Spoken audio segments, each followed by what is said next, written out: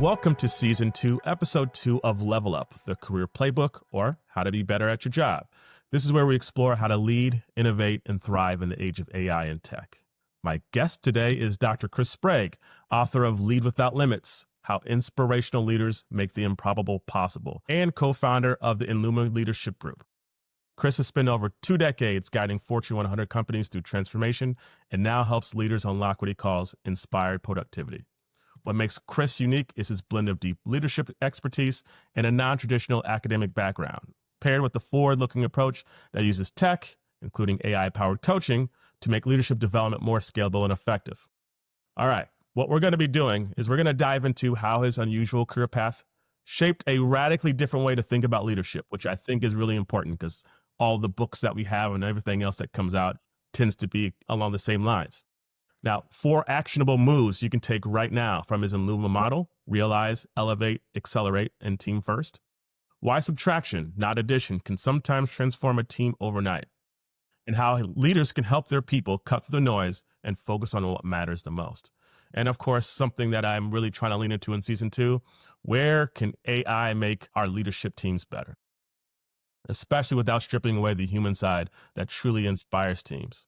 So if you're ready for leadership that's human at its core, but tech smart for the future, this is an episode you don't want to miss. Let's get into it. Chris, we made it. Brian, I'm happy to see you. Welcome to the podcast. No, thank you so much. I really appreciate the opportunity. And like writing a book, I know a podcast is a labor of love. So thank you for giving me the opportunity to join you. Absolutely. And so in the back of my head, I've always thought maybe I'll write a book one day and, take all the learnings from my podcast. And when I started even thinking about it, I'm like, this is a lot of work. No, I'm not going to be writing a book, and I'll leave it to other people to do that because it's a lot. It's funny. I'll tell you, when I graduated from undergraduate, the University of Delaware, I didn't immediately have a job. And so my parents, to cheer me up, this is late 90s, they would take me to this huge bookstore, this book warehouse. And I just gravitated towards the leadership books. And I always had this interest and thought, if I had the experience and the knowledge and the insights, I would love to write a book with the goal of trying to help others. And I'm like, now here I am. So here we are. Here we are. Exactly. So that you did it. So I'm excited about this. We'll get into that and we'll get into all the details there. But let's, of course, start from the beginning, the pregame. Let's talk about your early influences. So from the beginning, who is Chris? Not what I found and stalked on LinkedIn. Tell me about who you are. What's the deeper thread that connects all of this? Yeah, I grew up outside of Philadelphia. I've had the interesting pleasure of living in 10 different states in the U.S. Because with my dad's different careers and with going to graduate school and taking different jobs. But what's interesting is, and I cover this in the book a little bit, the first exposure I got to exceptional leadership was actually a high school teacher. It was senior year, and I was taking calculus with Mr. Michael Gurish. He was fantastic. We would actually be excited to go to calculus every day. That's impressive. Exactly. And it was, so granted, this is the mid-90s, so there's things he could do that you can't do today. But, in calculus, the answers are commonly 0 or 1. And so instead of 1, he would say our Spanish friend Juan. And when it was 0, it was the number of Miss Sandstrom's friends, one of the other students. Yeah. Now, and she gave me approval to use her name with this. And she is a lovely person and is a lovely person, but it was just kind of funny that he could get away with that. And still to this day, you still remember. Well, yeah. And it's hilarious because I just talked to a friend who was in the class with me a few weeks ago, and we regularly talk about him on a regular basis because he made us engaged. He made it fun. Everyone was called by their last name. So I was Mr. Sprague, and he was just so witty. I remember I was eating in his class one time because I had another meeting during my regular lunch, and he just turns around, stopped writing on the chalkboard, and he says, Drosophila melanogaster. And turns around and goes back to writing the chalkboard. What did he say? Drosophila melanogaster. And that's the exact same reaction. I was like, am I supposed to know? No. And then he stops writing. He's like, the common fruit fly, because I was eating an apple at the time. Wow. Okay. But, and we loved going to class. But what was interesting is because of him, I took calculus in college. I didn't have to. I could have taken algebra because I was a biology major. I took calculus, and what I realized was most college classes, and I'm sure you probably know this too, you cover your high school material in a few weeks. Usually it's, okay, I finished. He taught us more than a college semester of calculus, and we were happy to do it. And I thought that's really stuck with me because I thought that's how it should be. We should be able to roll up our sleeves and enjoy what we're doing and create an environment where people can just kick butt. And we loved going to that class and had no idea how hard we were working or how much we were learning. That's awesome. And so I've carried that forward. And that was really, he was the first. He was the first inspirational leader that I had access to. And there's been, fortunately, I've had multiple others since then. But you realize that if you can have that type of impact, that's huge. So yeah, I grew up outside of Philadelphia, went to University of Delaware for undergraduate, and then went out to Wisconsin for graduate school, where I met my wife and we had our first kid, our son. And then we moved to New Jersey for a couple of years after graduate school for a job. But we really liked the Midwest. We came back to Chicago after that. And we've got 2 kids. Hard to believe they're both in college now, which is crazy. But yeah, if you ever get that opportunity, it's a wonderful opportunity. I know yours are quite younger. Yeah. I'm on the opposite end there of 15 months, almost 9 and 10. And Yeah. so, yeah. Yeah. I'll get there quick. I know it goes fast. It's already fast where we're at now. So. Yeah, and that's the thing is time just flies. But throughout it all, I think I've leveraged what I call humble curiosity and just to be curious about what's possible, what can be done. And I think also I went to grad school for toxicology, which is kind of a different path than ending up with leadership. And I think you learn in research that you never find anything the first time. Otherwise, it would just be called search. And so you get used to setbacks and failures. And the reality is that I think that prepares you better for life because there's very little that we do the first time that succeeds. And so just kind of taking that, and when it worked out in New Jersey for a couple of years and then joined Abbott 2006. So worked for Abbott, AbbVie, and great companies, and had some really good opportunities to drive some transformations. But I'll tell you, I am a leadership nerd. I'm always reading books and always love autobiographies of leaders. Some of my all-time favorites are Colin Powell's autobiographies. Are phenomenal. As soon as we get done, every time I get a good book recommendation, I go on Amazon. So I'll be doing that right after. Yeah, and some of the stories he had were just fascinating. But it's more of, then I was looking at, who are those great leaders? Those leaders that you really want to work for, work with, and maybe be someday. Yeah, so then we moved from New Jersey to the Chicago area. I'm into woodworking. I like taking, and I've realized this in general, I like taking things that look like one thing and then build something out of them that looks very different. Awesome. Yeah, my dad did the same. He was an antiquer and would take stuff that looked like it should have been in the trash. And next thing you know, you have this beautiful. Yeah, it's crazy.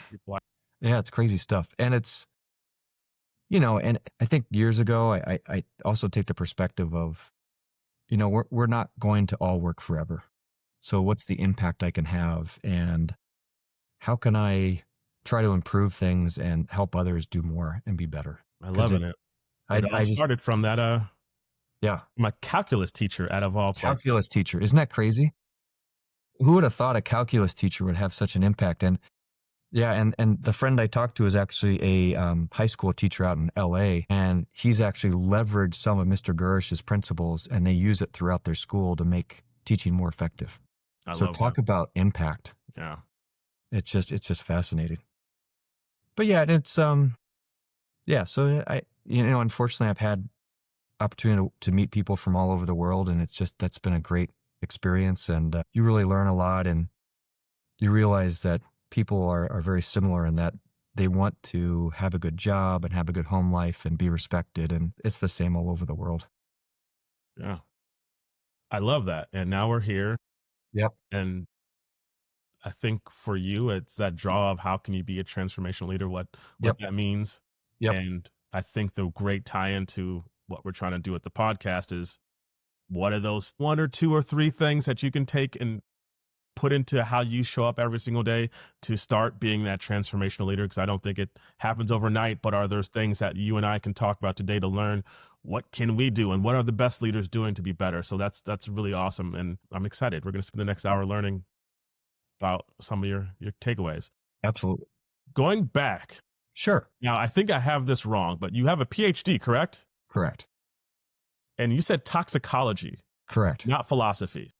Toxicology. You have a PhD in toxicology, which is not the usual corporate path. Correct. It's very nonlinear. Which I think you said you worked at Abbott and AbbVie, so that makes sense there. Yeah. But how did going into toxicology or getting that PhD in your kind of not usual path to get there, how did that shape how you think about leadership, decision-making, and your book? And we'll get more into your book, but I'm curious, how did that help? You know, it's funny. I get this question a lot. Everybody has different paths, right? And everybody needs certain nudges in their life to help them to be more. I needed to go to graduate school because it helped me to think more clearly and deeply. I was not a good writer before graduate school, and I realized writing is something that is a skill that you're going to work on for the rest of your life.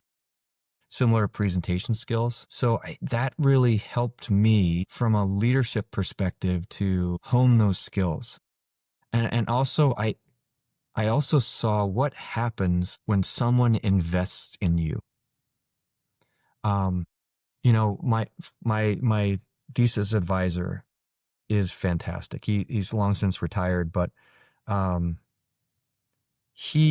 would work on manuscripts and he would take the time, and these were 40, 50 page documents, and it would just be covered in red, red ink everywhere. And at first I'm like, crap, I made a lot of mistakes. But then it dawned on me, I'm like, no, he's taking the amount of time and energy to invest in me. Yeah. He could have just said, no, it's not good, fix it. But to go line by line through 40, 50 pages, and I thought, I'm very flattered that he would take that time and energy to do that.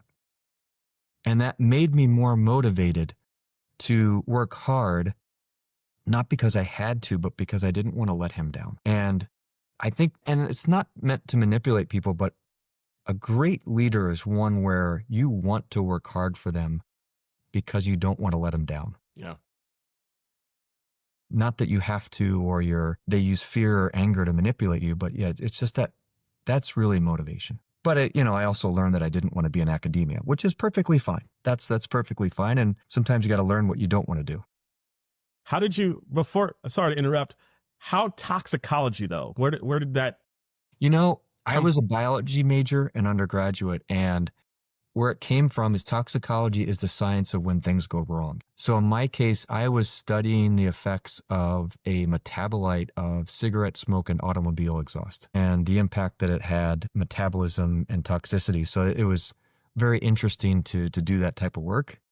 But what's funny is when I started to get toxicology roles, I noticed I didn't like it when people called me a toxicologist, because I thought, I don't like it because I feel like I'm being pigeonholed and I feel like I'm capable of more, So yeah, some people may feel that too. Like, it's like, okay, yeah, that's my education, but I feel like I can do more. That makes sense. I get that. So get done with school. Let's talk about your earliest leadership role when you figured yourself out there. When did you first realize, like, the managing of people, it's not just about hitting goals and just 1, 2, 3. Yep. It's a really complex machine. When did you learn that? What got you there? So this is a funny story. My first leadership role, I had 2 direct reports, and it was one of those where we were peers and then I was the manager. And one of the direct reports, I don't have permission to use her name, so we'll call her Barbara. What Barbara did all day was she scanned paper documents, safety data sheets for purchases that were made into a website. And that's all she did. 8 hours a day, 5 days a week. And she never complained. So there's never complaining. I mean, she didn't seem the happiest, But I mean, she did her job. She came in, she got things done, right? So first one-on-one, I sit down with her, and maybe not the best thing in the world to say, but I said, Barbara, I got to be honest with you. I don't know how you don't go insane. And, and sometimes as a people leader, I've realized that you got to be careful because you could open up Pandora's box with reactions that you're not prepared for. But she turns to me, she said, oh yeah, Chris, it's terrible. I'm just frustrated because it's the same thing every single day. But then she said something that really struck me. She said, I've been here for 7 years. I was a contractor for 3 years and an employee for 4. You're the first manager who's ever done a one-on-one with. That was my reaction. And it made me realize that like her previous managers did not value her as a person to spend that time with her. So of course she was frustrated. So, and it was funny, the next question I said to her was, okay, so I understand you're frustrated in your current role. What do you want to do?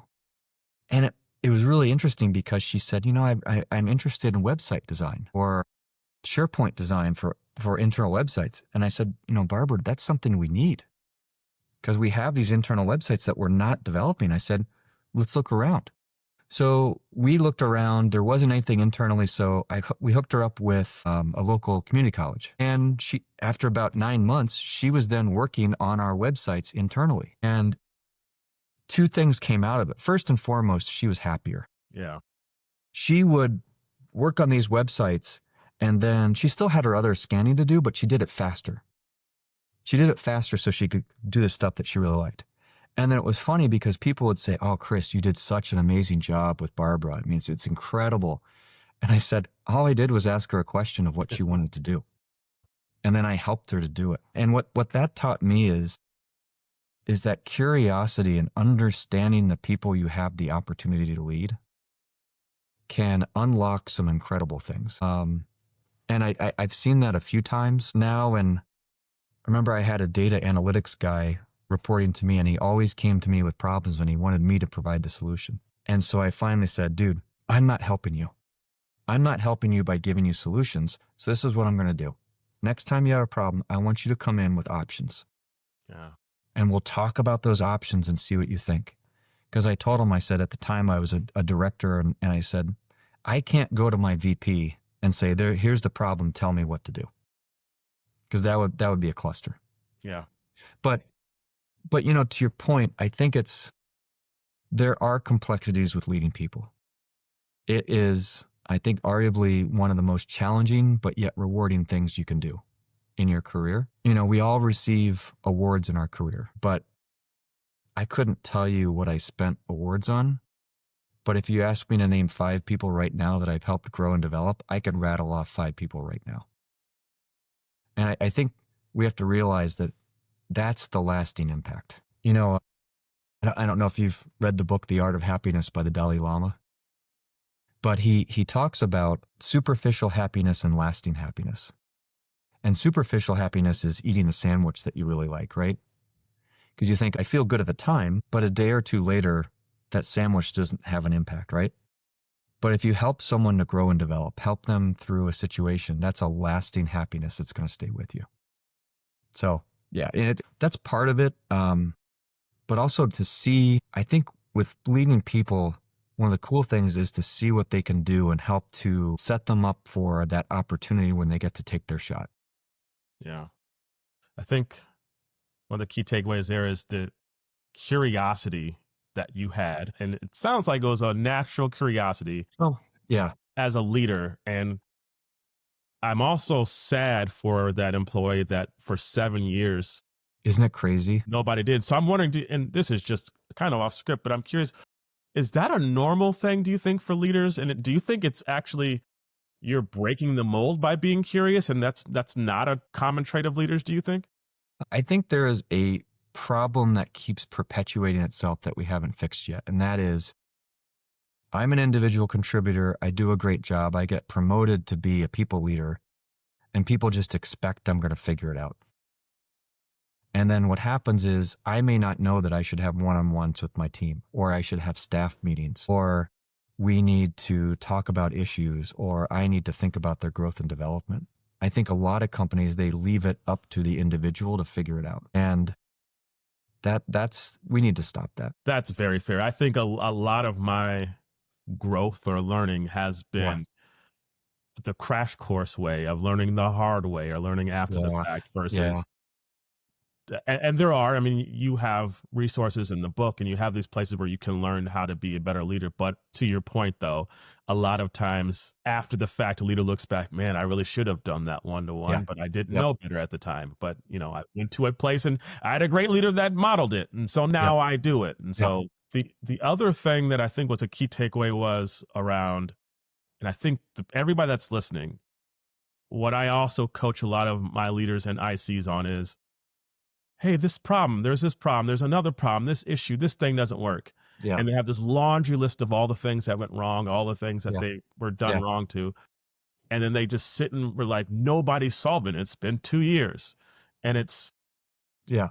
you'll get so much further if, fine, have the list of all the problems, but having the recommendations, suggestions, Absolutely. or here's what I think after researching, after talking to people, I took some initiative and I came up with what I think would be the best solution.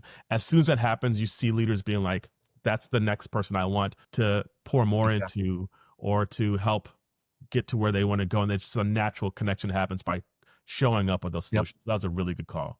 Yeah. And if you do that, people are going to be more energized. You're giving them ownership.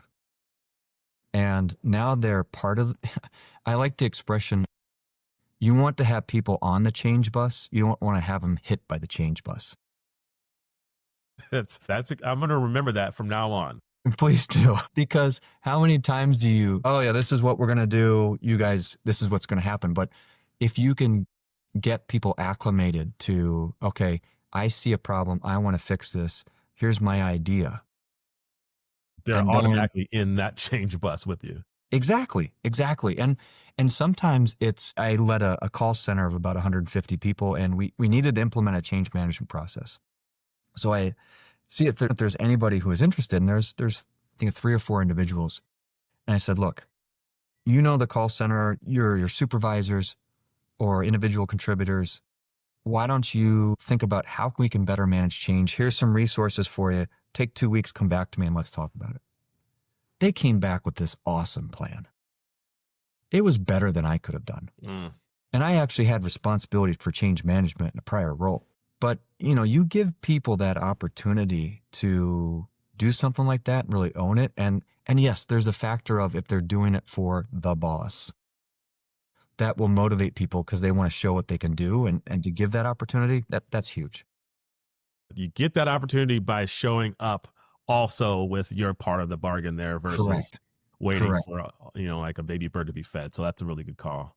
Yeah, Speaking absolutely. of folks, especially if you're early in your career, better habits. What do you think is one or a couple of underrated but very powerful habits that people could start practicing even now, this week, to start building up a leadership muscle?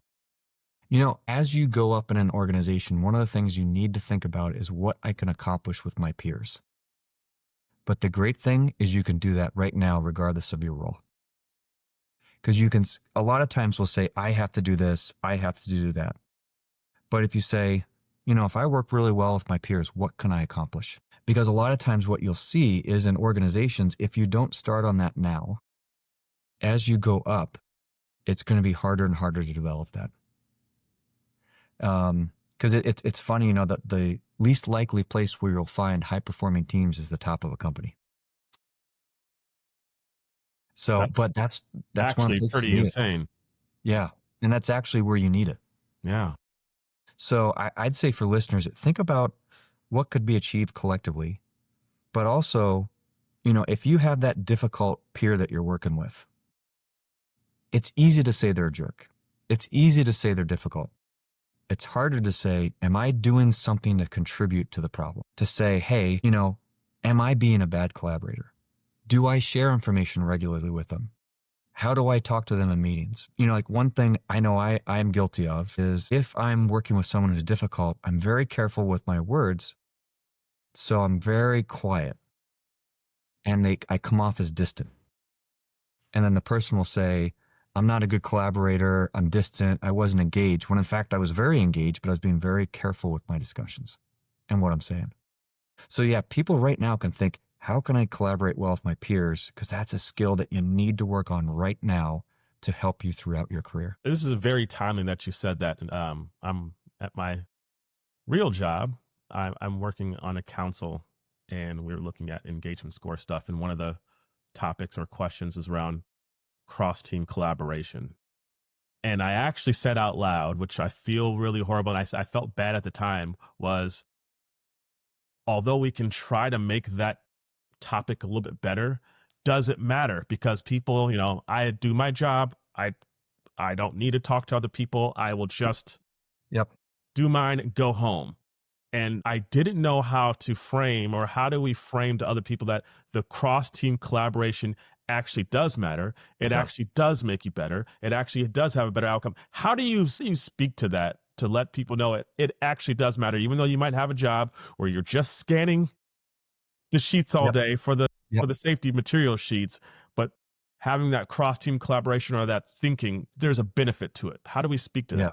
that? From a psychological perspective, if you think about what is capable of you working with your cross department peers, you start to identify things that are bigger than yourselves alone. So from a motivation perspective, you start to identify these things that are not just you, it's everyone contributing. And wow, could this be impressive? Could this have a huge impact? That's actually one of the things we saw in the book, was when we asked people about these groups that were really productive and achieved incredible things.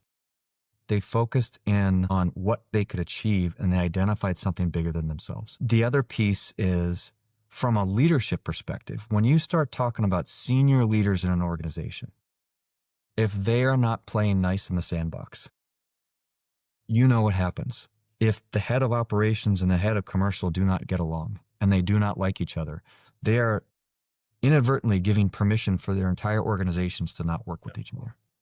The And silos and the walls and the exactly. And, I think companies that have internal competition as a driver for performance are missing out on the opportunity. And the reason I say that is your competition is not internal, it is external. So if you have regions competing against each other, instead of saying, hey, Western region, I'm in the Eastern region, can we learn from each other and help each other to be better? I'm now trying to outdo them, and I'm not going to share anything with them. So you're inadvertently creating silos, and I would argue you're also encouraging mediocrity. Yeah, because you're not actually sharing the best. Yeah, I remember there was like one manufacturing plant that was having some trouble in one of my prior roles, and people would say, oh, those poor fools, they don't know what they're doing. And I took that as, they have a problem, and you're not going to do anything to help them. Mm-hmm. So, and that's just like we said, just like complaining and not taking action. And that's not a good look. And especially if you are trying to be a leader or trying to move up or whatever you're trying to do. If as soon as you hear that or somebody else hears that, that puts a bad mark on your name, to be honest with you. Absolutely. That type of behavior can be pervasive. So yeah. That's some of the things I've learned. Let's switch a little bit. I wanted to talk about COVID. Well, not necessarily COVID, but the pandemic happened. We all went remote, and now we're coming back to the office, and we're having to relearn how to be an employee, how to be a leader, how to do it remotely and distributed. What do you think? What's one post-pandemic leadership shift that you wish more managers would be paying attention to right now? I think it's the importance of building a connection or relationship with your employees. Because, it's easy when you're walking down the hall to go get some water to talk to somebody. But we're still kind of, and it depends on the company. I'm working with a company now where everybody's remote. So they can't have those hallway conversations. But I'm a big fan of the Teddy Roosevelt quote, people don't care what you know until they know what you care. Yeah. And if you're, because I think from the data that I've seen is remote workers are most likely to be disengaged in engagement surveys, right? So you have to be intentional with building those relationships with them and not just having business meetings. So there's creativity there. And I think coming back, we've lost that element a little bit, because one thing I noticed was prior to COVID, there would be time between meetings. That is a really great observation. And I don't know, yeah, because then after COVID, there was zero time between meetings Mm-hmm. because we went remote. And what was crazy, I would see people in the same building having a remote meeting, even though they could have all gotten in the same room together. Yeah. And it happened all the time. And the reason they did that is they said, because I'm on a meeting after this and I don't have time to walk from there to there because I have to jump on a call immediately. Yeah. So it's funny. Companies will say it's important for us to connect and be in person, but because there's no time between meetings, we're still basically remote, even though we're at work. Mm. And I thought that was fascinating because even before I would drive to another building or a location and there would be time, but now there's no time. I can't believe I never connected that. That is a really fascinating observation because it is true. It is absolutely true. And we're all, not all, but there's a larger push to return to office. And so that is another consideration that I think that, I or you or anybody else that's thinking about their meetings, how do we help with that? That's a good one. And I think there's a stigma around going into the office, but there's good and bad with everything, right? I personally like connecting with people in person. I find them more energized, but then again, working from home, I can put in longer hours and without a commute. Yeah. I will say this, and maybe my boss will listen to this one or not, I'm not trying to get extra points here. I'm being completely honest. I have an hour and a half one-way commute. Oh, People geez. drive. Before we talked, I told you I have an ocean on this side. Yeah. And that's how when I drive. And I enjoy it. I have podcasts where I'm learning, but I love being in the office because I have a really great team. We're there. Yeah. Yeah. I look to my left and, hey, we have philosophical conversations. Yeah. We talk about process. We learn more about other parts of the business, and it's absolutely worth it. But that's because my team is there and we talk and we enjoy each other's company. And to your point, my boss shows that he cares. My teammates show that they care. And I actually enjoy, and that sounds crazy to say that my 3-hour a day commute, I don't mind it one bit. But if I didn't have that team, if I didn't have that manager, I would be questioning my life right now. But I don't. And so I see all the value in going into the office, even if it's a long commute. So it really, really matters how you have that team set up and showing that you care, to your point. It's incredible the impact of the people that you work with. I joke with my wife. I say, if you like the people you work with and then you like the people you live with, life is good. The very truth. What else do you need, right? I love that. All right, let's move to the next segment. We're going to talk through the power up segment. So we're going to talk skill building, career momentum. All right. In the book, Lead Without Limits, you introduced the Enluma. And did I pronounce that right? Enluma? You did. Yeah, you did. So, you introduced the Enlumen Leadership Model. I think it's realize, elevate, accelerate, team first. That is correct. Beautiful. Okay. If I wanted practical action that I could take today from each pillar. So tell me where that came from. There's an acronym there, REAT. I'm trying to think of how to remember it. We actually intentionally did not do an acronym. Okay. All right. It's TARE. In my head, I always try to make an acronym anyway. Anyway. Yeah, it's. Where do they come from? And maybe you can walk through, a line of what can I take from this now and start implementing into work. What would that look like? Absolutely. So, and I guess I should start. Enluma is a combination of enlighten and illuminate. Okay. So we want to enlighten people on inspirational leadership, but we want everything applied so everyone has a path that's illuminated. I like that. I love that. So what's funny is with Team First, so what we did was we surveyed over 420 people to understand, have you ever been part of a group that was people happily worked hard and you achieved incredible results, i.e. you were the beneficiary of inspirational leadership? And these are the 4 elements. So with Team First, ironically, we've already talked about it. It's a we before me culture. It's understanding the collective. So seeing what is possible when everybody works really well together. Accelerate. So the one thing they can do there is think about the collective. Accelerate. It was interesting. They'd say we were constantly sharing information. We were constantly asking questions. So they were accelerating progress by sharing information. And one thing that listeners can do, and an exercise in one of our workshops is 1 day a week for 1 day a week for a week, share information with a peer or a colleague without them having to ask. So you create that idea of, hey, Brian could use this. I bet you I need to let Brian know about this. Because what I've seen when I've done that is then people start sharing information with you. And Chris needs to hear about this. Elevate is all about how can you grow and develop together.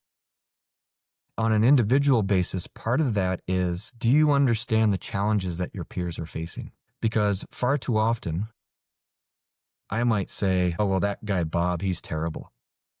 Well, maybe Bob's going through something really difficult right now. And not to say we're going to cut Bob slack all the time, but empathy is not a bad thing. Empathy is a good thing. Because then what happens is maybe Bob's going through a tough time now, but in the future, I could be going through a tough time. Right. So do you understand their challenges? Do they understand your challenges? And the last piece realize is, how do you work to achieve something that's meaningful? How do you make progress to help others? And one thing you could do there is, if you have significant goals, do you have regular discussions? Do you talk to your peers about them? What are you doing to help each other with those goals? And there's a bit of overlap there with Team First because it's the collective.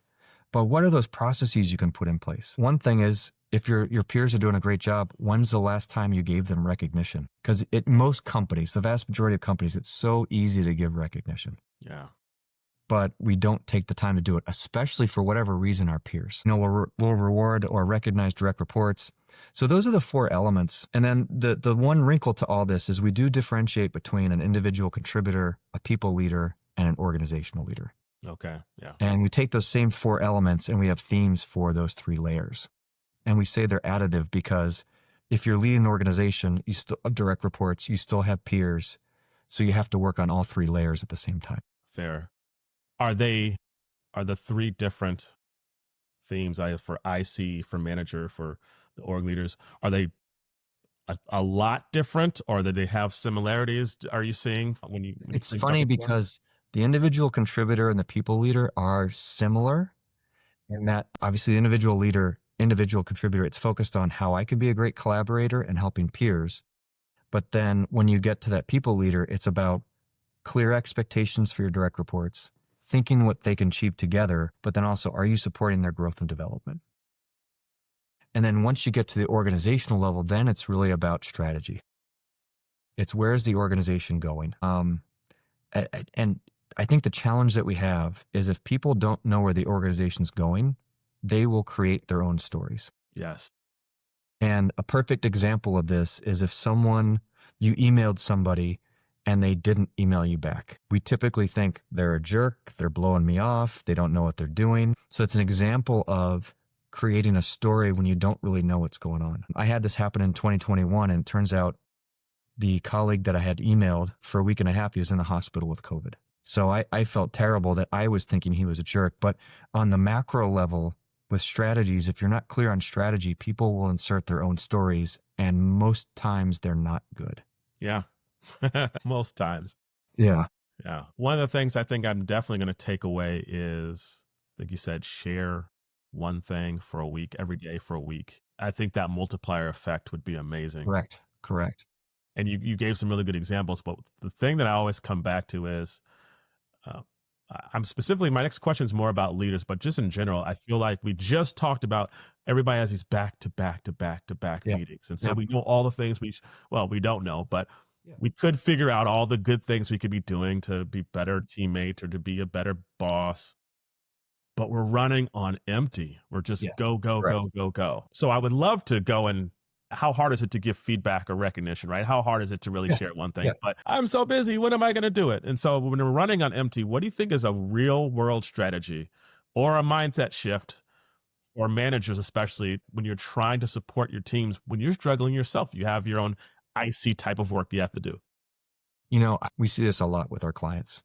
And then when I had roles, it's the same thing. But I think the question is, can you find a half hour or an hour a week that you can block off And the intention with that half hour, hour a week is to take stock of how you're doing. How are things progressing? Almost to give yourself feedback. Mm. I was in a strategic role and it was involving long-term projects and the future direction of an organization. And once a week, I blocked an hour on my calendar and just to sit and think about where things are going and what I need to correct. Because otherwise, the challenge is if you don't control the chaos will control you. I love that. And it's true. You know, it's similar, like if you don't control the way you think will control you. And if you're constantly firefighting, if you're constantly in that chaos mode and letting yourself be there, it's like going on a road trip without a destination. Yeah. You know, you spend all this effort, but who knows where you're going to end up. I think there's that fear that if I'm not responding to every fire, to every message, to everything, people aren't going to think I'm working or I'm not Yeah. having enough impact. Yeah. And so I wonder, and my hypothesis has always been, I think that there's a guilt 100%. people have in Yes. carving out even 30 minutes for a leader. You should Yeah. be doing an hour, I would say, Yeah. or 15 Yeah. minutes a day, even, to be honest with you. But I think there's this guilt that Yeah. I have to be working and I have to show my team that I'm working. And if I stop to think, and that's actual work, but it doesn't come off that way. And I don't know how people can shift their thinking to not have that guilt. And you can do a test where, let's just say you decide, I'm going to check my email when I get into the office or start my day, maybe around lunch, at the end of my day. Do that for a couple days and see if there's any problems. Huh. Because my guess is there won't be. Oh, Because if people really need to talk to you, they're going to call you that's fair. or they're going to message you. There's absolutely that self-imposed. I remember leaving at 5 o'clock from the office and feeling guilty that there's people still here. I should still be. But you also have to realize you got to take care of yourself mentally. Right. A friend of mine once said, you only have one you, so you better take care of it. Seems obvious, but Yeah. But there's also this race. It's almost like a competition to see who can put in the longest hours, or you feel guilty that you're not putting in so many hours. But just try it for a few days. I know I've done that and found that, the world didn't end. yeah, that's a great tip. Just wait on checking. Yeah. Seeing the laundry list. And okay, I'm in HR, so this is a more selfish question, but how do you think HR or people leaders in general, how do we connect what I'm doing to what the business is doing? I know that there's OKRs and sometimes people try to map them, but like, how do we connect what we're doing, especially in HR, so I can be seen as a real partner to the business? So I'm looking as an actual business partner. That's my role. But I also don't want to lose the human side of it. Yeah, How do I absolutely. connect those? I think the really good HR people that I've seen take the time to understand the business they're supporting, regardless if it's commercial, if it's manufacturing, what have you. They take the time to sit with people and talk with them and understand. But then it's, how can you create value? I honestly think if HR is done really well, the business leaders will say, HR made us better and we can't live without them. If you're looking at, hey, how can I upskill the leaders in the organization before the business leaders ask? Or how can we make it clear for development paths for people? Because we know that a lot of entry-level workers, they don't know what they want to do, or they don't know what's out there. Right. But if you have career ladders that go in a lot of different directions and show people, there's a lot of opportunities here for you at this company if you're interested.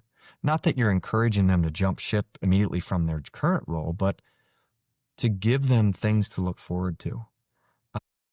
A lot of times HRs kind of seem like the police, right? If there's a problem, where's HR? This has to be addressed.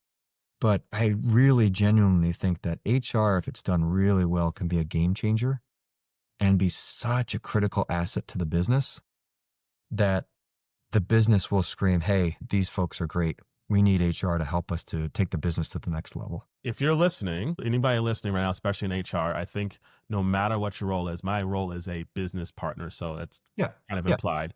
But for any role within HR, I honestly believe that you can have that same mindset of how can I actually learn the business as a whole? And then how can I actually have a little bit deeper impact versus the example you used earlier of I just scan sheets. Well, you can scan sheets, but is there something else within that or data that you can extract from what you're doing to add more value to the business? You can do Yeah, that as well. absolutely. And it really doesn't take that long you just got to sit No. down within your thoughts for a little bit of time. It's not something that needs to be some monumental lift to make that happen. I think the other piece is I've seen a tendency in HR to be reactive, waiting for business leaders to come with ideas, waiting to propose something.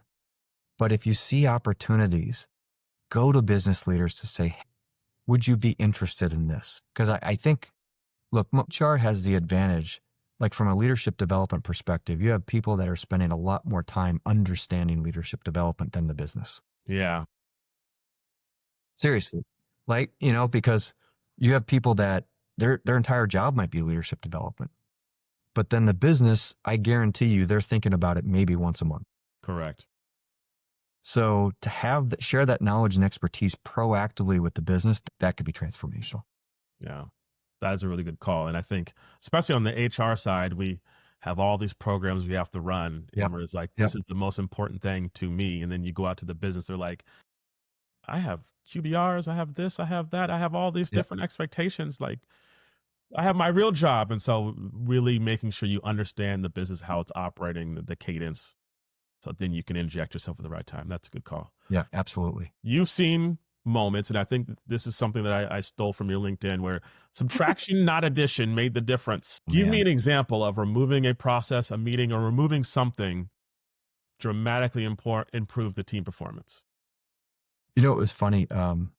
There used to be, we had performance reports that we had to put out every month. And these things took a lot of time and energy to build. We said, does anybody look at them? So we actually, for a month, skipped sending out the reports and nobody noticed. It was a leader years ago had asked for them and we kept doing them. And then that starts to beg the question, well, what else can we stop doing? Yeah. Because for each one of those reports, we freed up like 3 or 4 hours of somebody's time once a month. And so, it's to ask those questions. Do we really need to do this? Because it's not that always doing the same, you may have an optimal process, which is fabulous. But a lot of times the way you've always done it is not optimal. It just maybe the resources or focus hasn't gotten there yet to fix it. So yeah, it's sometimes it's funny that you should question deliverables to see, do we really need to do this? I struggle with that because a lot of times when I say this out loud sometimes too, where it's like, nobody's going to read this.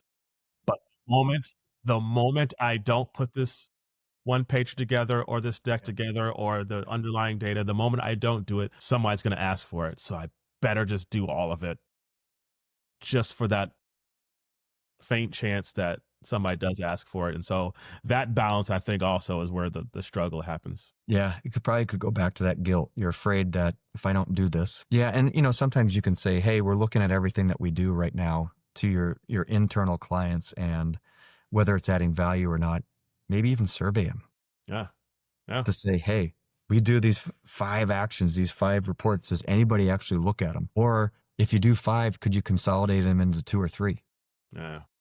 Can you automate it? Can you use AI to generate stuff for you that you don't have to do it manual anymore? Yeah. So yeah, there's always that curiosity. I find that if things get constant and consistent, I tend to get uncomfortable because I feel like we're missing something that we could improve. In the interest of time, I'm going to try to zoom through our next segment, but we've already been almost at an hour, which is insane. But there's so much. I mean, we just started. Yeah. So let's see if I'll pick it up a little bit, but let's go to the next segment, the playbook. Yep. Let's talk about strategies that are going to move your business. So I struggle with this one, and I was just trying to address this a couple days ago. There's so much happening. There's so much information and Slack channels and then emails and texts and announcements and SharePoint. And then you have to actually do your job, but you have to stay on top of all of the things, which is just also insane. And I went to ChatGPT and I'm like, can I create some tool that ingests all this and tells me what I think is important? But how does a leader cut through all that noise and stay focused on what matters? Like, what do you think works here? I think you have to first define what matters. What matters to you? What are your priorities? Because a lot of times we know someone who may be screaming the loudest may not be the highest priority. I'm sure that your listeners have probably seen that a time or two. It's that, it's an old term, but emotional intelligence to look at situations and kind of step away from it and say, okay, I understand this is perceived as a crisis, but is this really a crisis, or is this a crisis that someone created and they now need me to fix it? Because that happens too. I'd say first things first, you got to identify what's important to you. What are your priorities? That could be, I know this isn't a great influence, but I used to take Sunday nights from like 7 to 8 to understand what were those key things I had to do for the week. Because then if anything else came in, I could understand, wait, this isn't on my top 5. And I can say, hey, I've got these other 2 priorities right now. Do you really need this week, or when do you really need it? Yeah. And a lot of times they come back and say, well, no, I just wanted to reach out because it was in the top of my head, but 2 weeks is fine. But having that list as well is like, I have these 3 things. Do you want me to move one of these away? Oh, well, if that's the case, actually, you know what? It can wait. Exactly. You have to take the time to come up with that list first, though. Yeah, and it doesn't take that long, and it's, and week over week, it'll probably evolve a little bit, but you're going to see, I find that the week chunks is usually the best portion to control in terms of managing your priorities.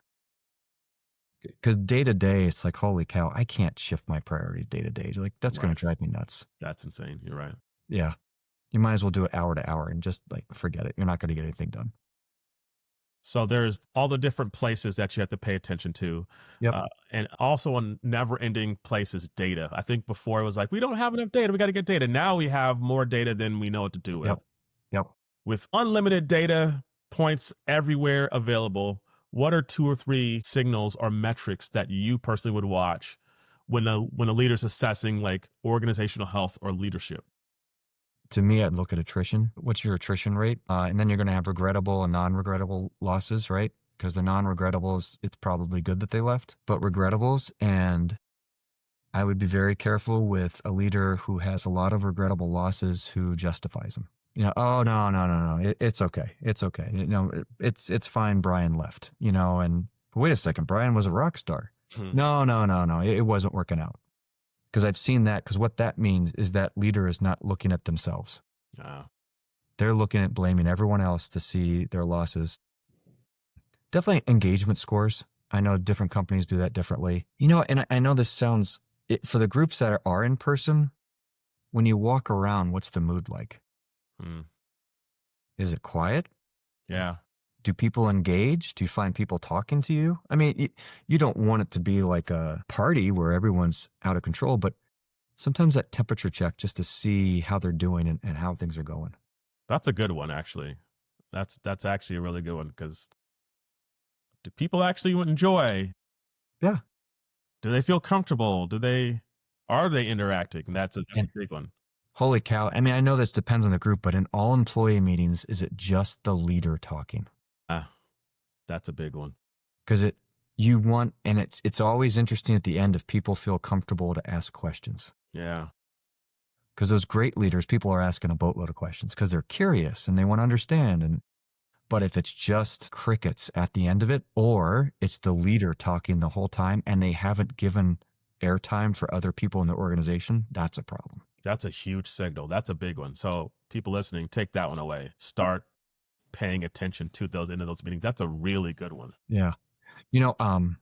I was head of quality control for a Fortune 100 company, a pharma company, and we were doing all employee meetings. And at the end, nobody would ask anything, but they're all introverts. So we started to use the anonymous surveys, and holy cow, like the floodgates opened. Yeah. And they didn't pull any punches because they knew it was anonymous and they wouldn't be put on the spot. Yeah. But that's also a great way to build trust because I answered some tough questions that they didn't think I was going to answer. Yeah. So yeah. So yeah, just a few signals to think about. I love that. I have to ask this new season of the podcast, I want to really focus on tools, technology, and of Yep. course AI, because that's the Yep. obviously everybody's talking about it. I'm talking about it. And you're talking about Yep. it. Where do you think the real positive potential for AI is to help leaders be better? And on the other side of that, where do you worry that it might undermine things, especially when it Yeah. comes to Yeah. human leadership? Yeah. So actually we're working on an approach using AI to help people be better. And so in our book for the 3 leadership layers, behind it, we've built out 360s that will assess your leadership potential to inspire peers, a direct team, or organization, right? The challenge is everybody and their grandmother has 360s. They're out there. But we're partnering with a firm out in Tempe, and what they've done is they've taken college semester courses, they ingest it into their AI tool, and then they have a conversation around that class. So we're testing it now. The idea is you take your analytics, you get stakeholder feedback, and it's everybody because it's peers, right? Mm-hmm. You then identify your lowest scores, and then you say, hey, I'd like help with this. And then you'd have an AI coach that would actually say, hey, Brian, I see you want to work on the effectiveness of your staff meetings. Well, when's your next staff meeting? You can say in 2 weeks. Hey, try these 3 things, and then let's talk afterwards. So we're in the process of testing that because I think there it's coaching on a micro level on specific issues. And then also we're looking at development planning using AI of how can we have courses that would help people to learn about different areas that they're not in, but their skill sets could be transferable. Yeah. That's a huge one. That's Yeah. a huge one. And so, and we're thinking also too, like the challenge is big companies have big leadership development budgets, but small companies have no leadership development budgets, but the demand is there. So we're trying to look at how do we, with our tool, we're also looking, could I, if I'm in a 5-person company, share my data with the people at other companies? Or I see other people at other companies, I see, oh, Brian's scores for this are through the roof. Hey, Brian, can I talk to you about this? Yeah. I'd like to learn from you. So I think it's got to be a hybrid approach because I think if it's just me, if you gave me an AI coach for the sake of an AI coach, I wouldn't use it. But if you do it with focused analytics where people have something they need to work on, or they could help Right. others grow, I think that could be a game That changer. makes more sense. Okay. Because there are some AI coaches out there, and I've looked at them, and they're kind of creepy just because they'll start to collect facts and ideas on you and be like, well, Brian, it's Tuesday, and you tend to favor wearing a blue shirt on Tuesdays. And I'm thinking, oh my, this is just weird. But because I think if you combine it with analytics, if you combine it with focused improvements, and if you could make it more readily available and have the option for live coaching as well, Yeah. that There it could is. be phenomenal. Because I think the other piece, if you do it that way, then you start to have leadership potential data on everyone in your company. And your TMR discussions could be a lot better. Because it's no longer, hey, I think Brian's awesome. It's, hey, let's look at Brian's scores with his peers. Let's look at Brian's leadership scores with his direct reports. Brian's through the roof. He's actually better than, most people. Yeah, Brian, he should be a good candidate for promotion. Then there's data behind it. Yeah. Because today it's too loose. There's too much based on the manager. I think with AI, like on the flip side of your question, where it's going to be a problem is if there's that fear that it's going to generate automation and replace people. That's what people are, and rightfully so. But, can we look at AI not as a replacement, but as cruise control on your car? Because when you're using cruise control on your car, you're still ultimately in control, but it's helping to make your life easier. So if we could use it that way I and see love it, that analogy. because I'm thinking that makes more sense. Yeah. I love that. Not this creepy thing that's going to control your life, but just something to help you to do things better and to really improve what you're doing. Why not? Yeah. Yeah. So and so we're excited. I honestly think we may shift from a workshop consulting company to a software company. And because I think I would love to help small businesses with leadership potential and give them the resources and tools that they haven't had in the past. Yeah. When you develop that, I want you back here because I'm a techie. Okay. In my spare time, I use Replit to try to build my own career development stuff and other tools. I've done that for a while.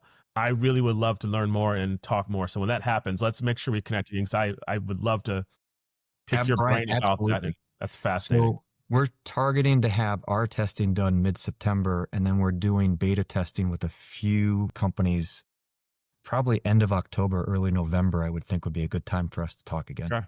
Let's make that happen. That's Yeah. awesome. Yeah. I'll keep you posted. And Please then, do. yeah.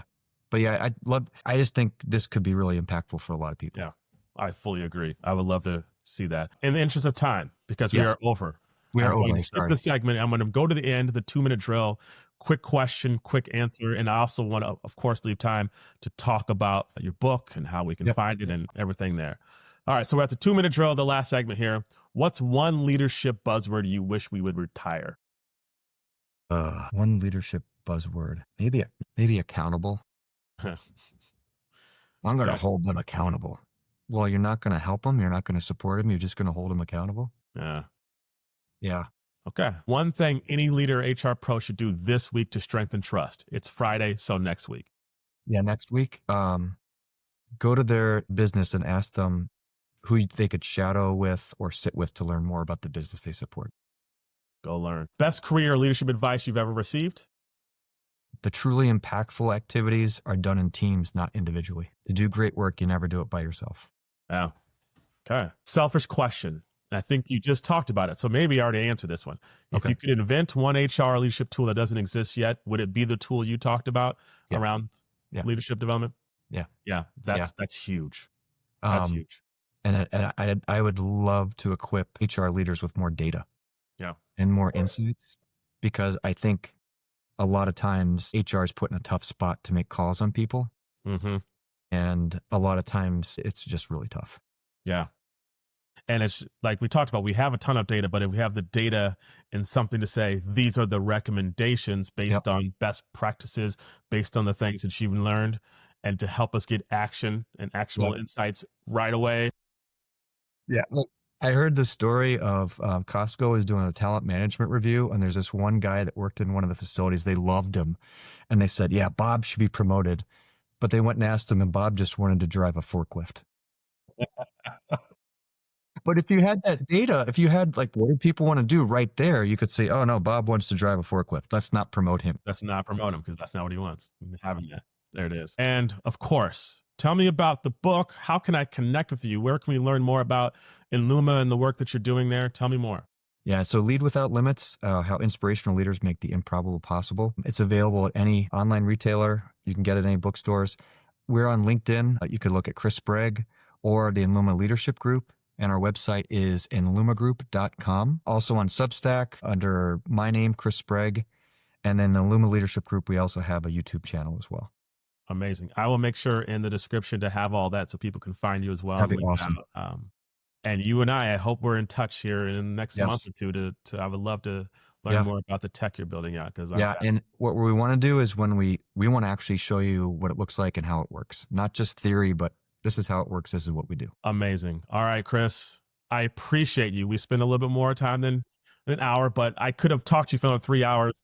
It was amazing. Inspired by our high school calculus teacher, even though you did not have an acronym, I have it as TAIR, TEAR. So I'll remember kind of your 4 pillars. We're going to find you with the Enluma Group. I really appreciate you. I learned a lot. I have some actionable insights where I'm going to share one thing every day for a week, and actually collaboration matters. So I've learned a lot personally, and I think the people listening and watching are going to learn a lot as well. So thank you.